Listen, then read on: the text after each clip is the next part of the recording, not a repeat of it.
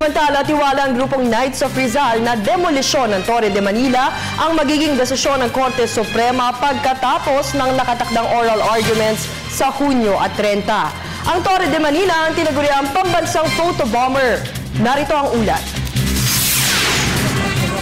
Muling inihayag ng Knights of Rizal ang kaligayahan matapos maglabas ng Temporary Restraining Order o TRO ang Korte Suprema laban sa konstruksyon ng Torre de Manila na binansagan ng maraming pangalan tulad ng pambansang photo bomber, Terror de Manila at Torpe de Manila dahil sa lugar na kinatatayuan nito na nakasisira sa likod na tanawin ng bayaning si Gat Jose Rizal.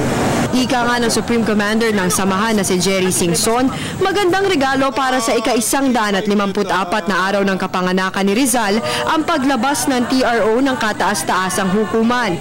Ngunit mas maganda at mas magiging maligaya raw sila kung pagkatapos ng nakatakdang oral argument ng mga mahistrado sa Hunyo at 30, demolisyon ng gusali ang magiging desisyon.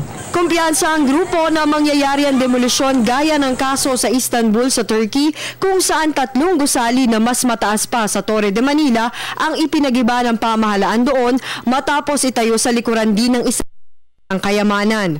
Pabor tayo dyan sa mga development, pero huwag naman sirain ang ating heritage. Huwag naman nakakasira sa ating kultura na pinapangalagahan, ang ating national treasure na pinapangalagahan.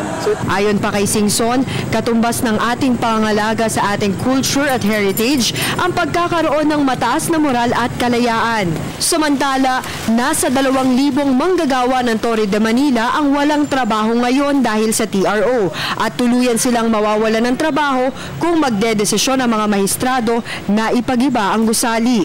Sa ngayon, ayon kay Manila Mayor Joseph Estrada, wala konkretong ayuda sa mga manggagawa dahil hinihintay pa nila ang pinal na desisyon ng Korte Suprema.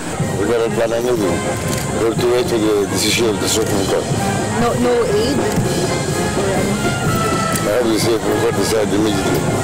Para sa Telebisyon ng Bayan, Ria Fernandez.